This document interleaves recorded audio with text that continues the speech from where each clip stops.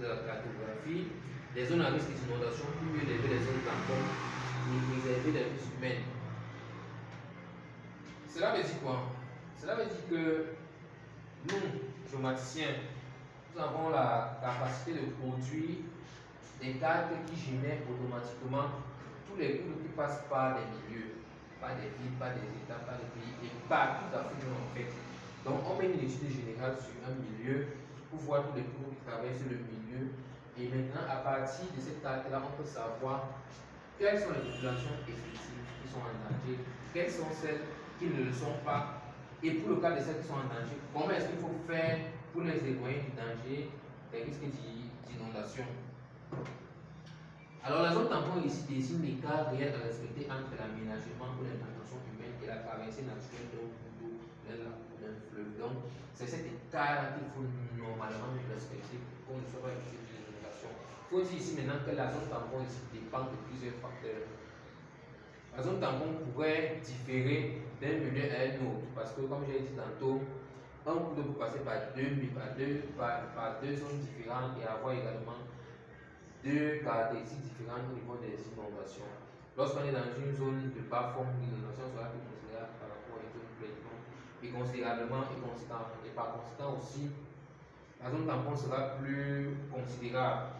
La zone tampon ici peut être de 10 mètres sur une surface plane et aller jusqu'à 1 km dans des bas fonds.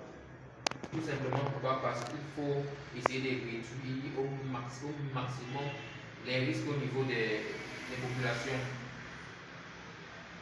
Inauguration également d'un système d'évacuation rationnelle des eaux accumulées surtout dans les bas fonds. Ça aussi, on ne voit pas encore ça. C'est aussi l'un des éléments qui sont proposés. Après étudier maintenant sur les hydrographies des milieux, il faudrait inaugurer un système d'évacuation rationnelle des eaux accumulées dans les bas fonds.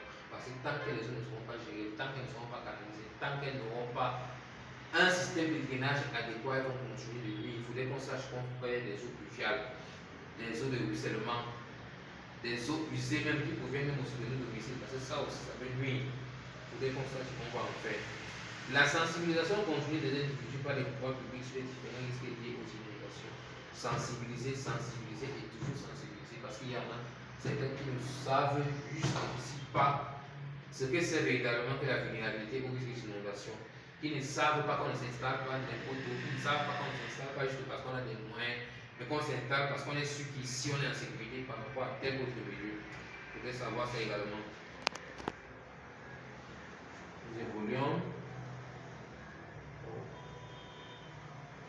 Bien, nous avons essayé de penser maintenant un cas pratique de la vulnérabilité au risque d'inondation dans la commune d'arrondissement de Yaoundé 4 sur laquelle nous avons travaillé. Je m'en vais de ce pas vous présenter les résultats. On essaie de voir ensemble ce que ça peut donner sur une carte.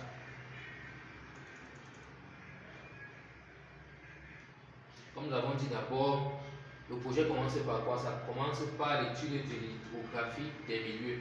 On a levé le réseau hydrographique d'une zone qu'on peut savoir où sont les zones à risque, quelles sont les populations en danger, quelles sont celles qui sont saines et comment protéger celles qui sont en danger.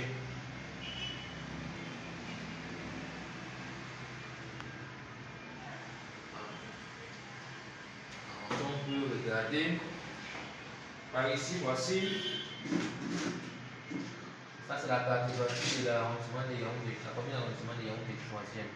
Comme je disais tantôt, nous avons déjà essayé de faire premièrement l'étude du réseau hydrographique que voici. Tout ce que vous voyez là en bleu, ça représente les cours d'eau qui passent par l'arrondissement de Yaoundé 4. Ensuite, maintenant, nous avons les localités que voici.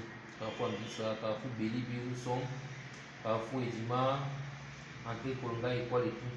Donc vous voyez que maintenant on étudie le réseau hydrographique en fonction de plusieurs critères, notamment la géolocalisation des localités. Il y a des localités où les cours d'eau sont plus présents par rapport à d'autres, ça compte aussi.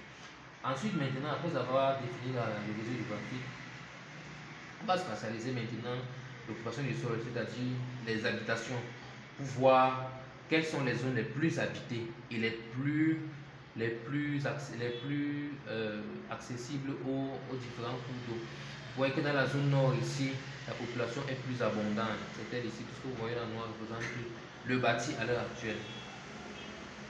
Dans le nord et dans la zone sud également, nous avons quelques populations certes qui ne sont pas nombreuses, mais qui sont aussi traversées par les différents cours d'eau de la commune d'arrondissement. Ensuite, maintenant, il faut préciser que ce n'est pas toutes les populations qui sont en danger. Lorsqu'on est par exemple ici, aucun cours d'eau ne traverse cette zone. Ici, là, donc, on peut considérer cette zone comme étant une zone saine, une zone non vulnérable aux inondations. Par contre, ceux